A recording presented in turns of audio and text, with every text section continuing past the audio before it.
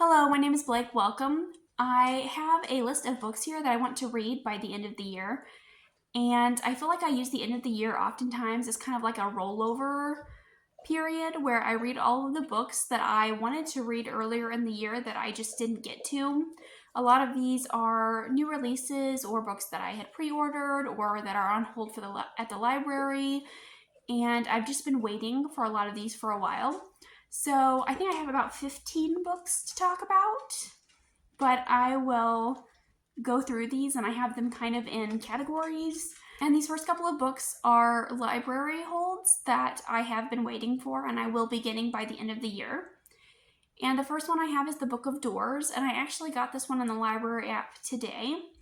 And in this one, we have this very interesting setup where we have a bookseller and there is a librarian, and this librarian holds a magical book of doors. And it's compared to the Night Circus. I haven't heard a ton of people talking about it, but the comparison to the Night Circus alone is what made me want to pick this one up. I absolutely love the Night Circus. It's one of my all-time favorite reads. And I was immediately hooked based on that comparison. And it does sound very whimsical and very unusual, and I do enjoy a rather odd read, so I am looking forward to picking up this one soon. I'm going to try to stop saying that. I feel like for every book, I will be like, I'm so looking forward to, or I'm really excited about picking this one up. Obviously, it's why it's here on this list, so I'm not saying that anymore. I also have The Bright Sword by Lev Grossman. Sorry if you hear my dog making noise in the background. He wants to go outside, but it's raining, so he has to wait. But the next one I have is The Bright Sword by Lev Grossman. I read the Magician's book by this author years ago, and I really didn't like it. Probably one of my most hated books of all time was that book. And I was initially not interested in The Bright Sword, but I love a King Arthur story, and I have heard a lot of people that I really trust read this book and really enjoyed it, and I feel like now I'm kind of intrigued. I tried not to get too sucked into it, but the hype around this book has been pretty solid, and my library had it, and it's going to be available in a couple of weeks. So I am hesitantly going into this book, and I'm trying to keep my expectations reasonable, but I do love a King Arthur story. I also have The Warm Hands of Ghosts by Katherine Arden. This was one of my most anticipated releases of the year. I have been on the holds list for months at the library, and I really loved her trilogy. Is it called the Bear and the Nightingale trilogy? And I think that her writing is so atmospheric and so beautiful. And I know that this one is very different. I think it leans more historical fantasy. And I've heard really good things about it. I imagine it's going to be on the Goodreads Choice Awards. So I really want to read it for a number of reasons. But also, I feel like Katherine Arden deserves a lot of praise because I think she's an amazing writer. So I really want to give this one a try soon as well. I also have Masters of Death by Olivia Blake. And in this one, we are following a real estate vampire who's trying to sell a haunted house, which is totally bonkers. I love the cover. I love the idea of a vampire in real estate. I love a haunted house story, and it just sounds like a kooky good time. It kind of sounds like The Addams Family, just like that type of weird, whimsical, ridiculous type of humor that I so often associate with The Addams Family. And like my childhood self would have eaten up a book about a vampire in real estate. So I feel like vampires have been very prevalent lately. I also have another book on this list that features vampires, so that's very exciting. And I'm hoping that the vampire trend continues because, like, I think we've had a lot of vampire books this year. Up next, I have Mickey 7 by Edward Ashton. This is apparently a futuristic sci-fi type story where we are following this man who repeatedly dies and gets a new body. And I believe he's trying to prevent something from happening or stop something. I'm not exactly sure, but I heard Carrie Can Read pitch this book as the anti-Martian book. And I really love The Martian. And I really like the idea of a sci-fi book with more of a cynical perspective. And I really want to give it a read because I know the film is coming out in 2025 with Robert Pattinson. And I'm definitely looking forward to the movie. And I want to make sure I read the book before the movie comes out.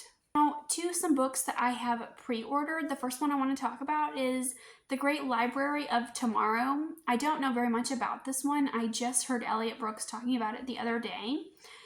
And I pre-ordered it when she was talking about it in her anticipated releases. I have no idea what it's about now. Like, I have pre-ordered it and forgotten. But the cover is amazing, and I believe it's an epic fantasy, and it has library in the title, and there's this massive phoenix or griffin on the cover.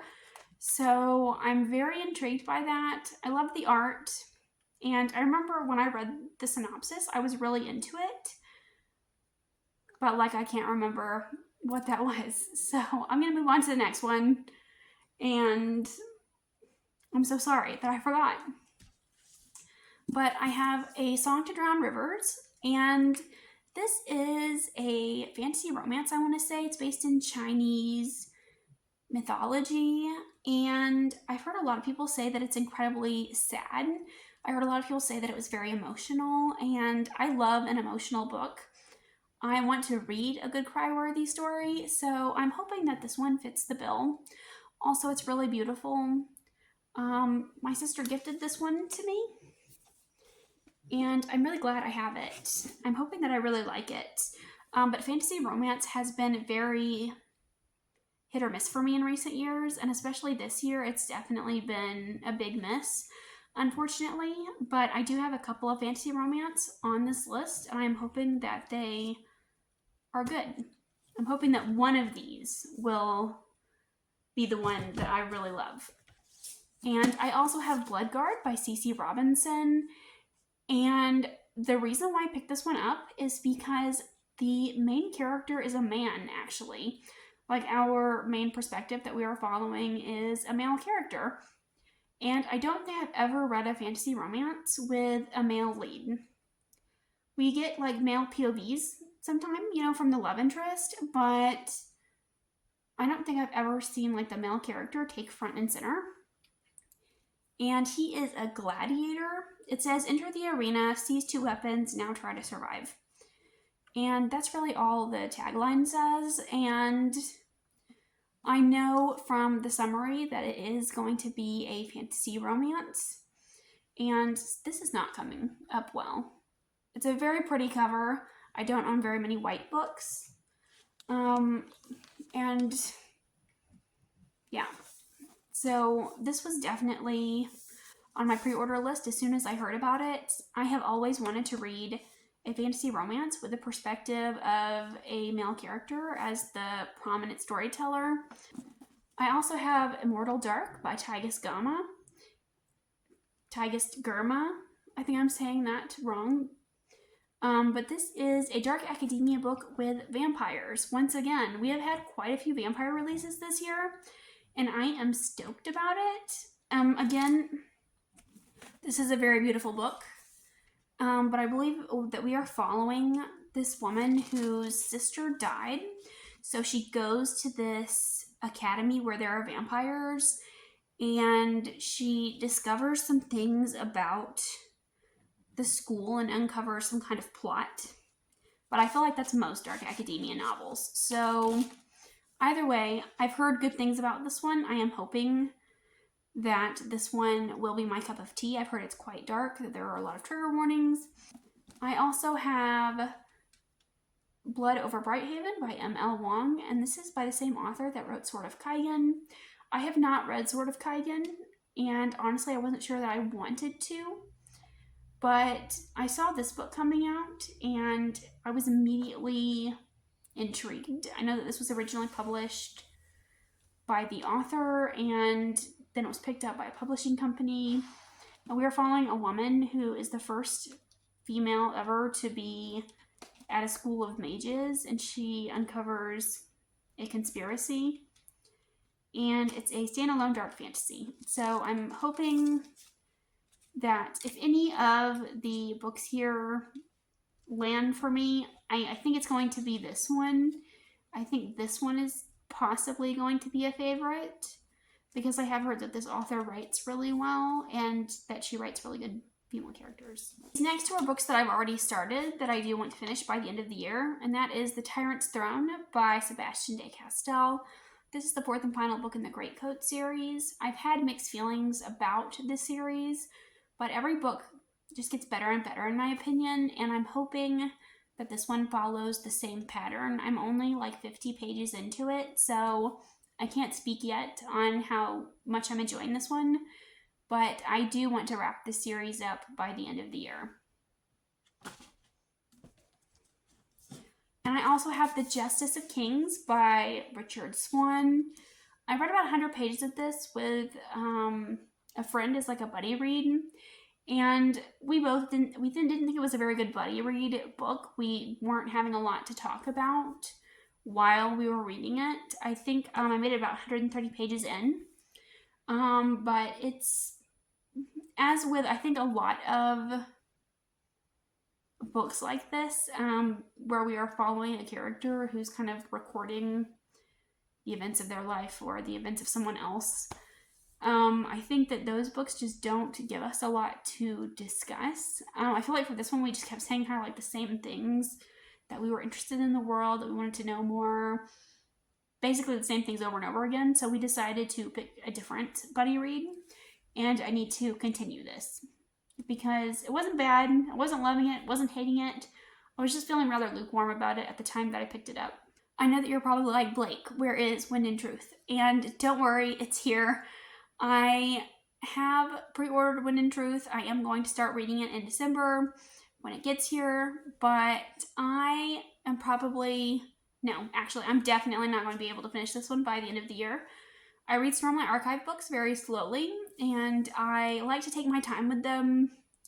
I normally only read small chunks at a time, and I do really like to annotate and tab up my copies, so that does add to the reading time.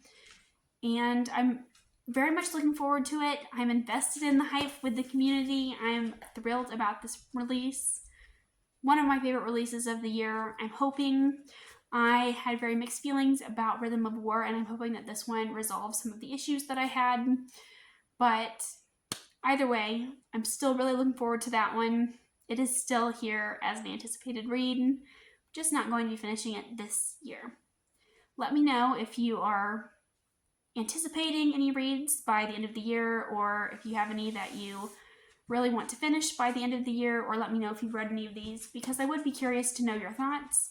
Thank you so much for watching, and I'll see you again with another video soon. Bye!